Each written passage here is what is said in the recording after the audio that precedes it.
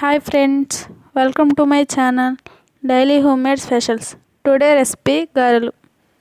మిక్సీలో రుబ్బిన గారెలు baking soda లేకుండా గట్టిగా వస్తూ ఉంటాయి. అలా కాకుండా మెత్తగా రావాలి అంటే ఇలా ఒకసారి ట్రై చేసి చూడండి. ముందుగా 5 to 6 hours నానబెట్టిన మినపప్పును శుభ్రంగా కడిగి పక్కన ఉంచుకోవాలి. తర్వాత మిక్సీ జార్లోకి 2 పచ్చిమిర్చి, అల్లంని శుభ్రంగా కడిగి సన్నగా కట్ చేసుకుని వేసుకోవాలి.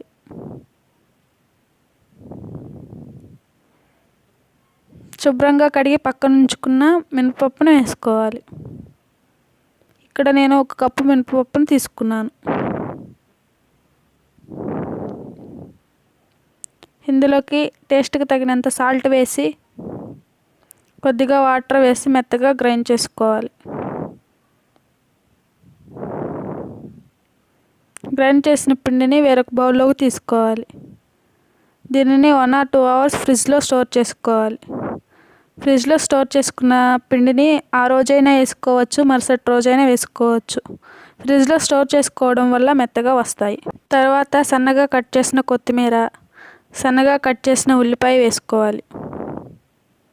డీప్ ఫ్రైకి ఆయిల్ పెట్టి ఆయిల్ హీట్ అయిన తర్వాత గారెలను వేసుకోవాలి. గారెలను ఎప్పుడూ కూడా లో టు మీడియం ఫ్లేమ్లో వేయించుకోవాలి. హై ఫ్లేమ్లో వేయించుకుంటే మాడిపోతాయి. ఫస్ట్ టైం గారెలను వేసేటప్పుడు చిల్లుగట్టుపై ట్రై చేసి చూడండి. గారె అనేది షేప్ అనేది సరిగ్గా వస్తుంది, మడత పడకుండా ఉంటుంది, చేతులు కాలకుండా ఉంటాయి. గారె అనేది సరిగ్గా ఫ్రై అయిందో లేదో తెలుసుకోవడానికి గారెపై ఉన్న బబుల్స్ అనేవి తగ్గుతూ ఉంటాయి. అలా తగ్గినప్పుడు తీసుకుంటే సరిపోతుంది.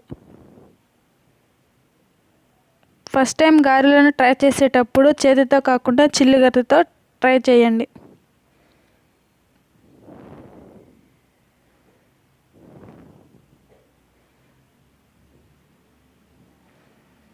గారెలను ఎప్పుడు కూడా లో టు మీడియం ఫ్లేమ్లోనే వేయించండి.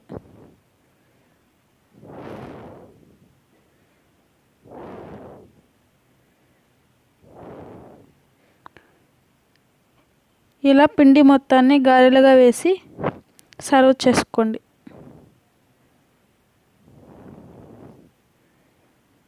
ఇలా గారెలను సర్వ్ చేసుకుని టమోటో చట్నీతో తింటే చాలా బాగుంటాయి. ఇప్పుడు ఇవి ఎలా మెత్తగా వచ్చాయో ఒకసారి మీకు చూపిస్తాను, చూడండి. చాలా మెత్తగా వచ్చాయి. మీరు కూడా ఒకసారి ట్రై చేసి ఎలా వచ్చిందో కామెంట్ సెక్షన్లో కామెంట్ చేయండి.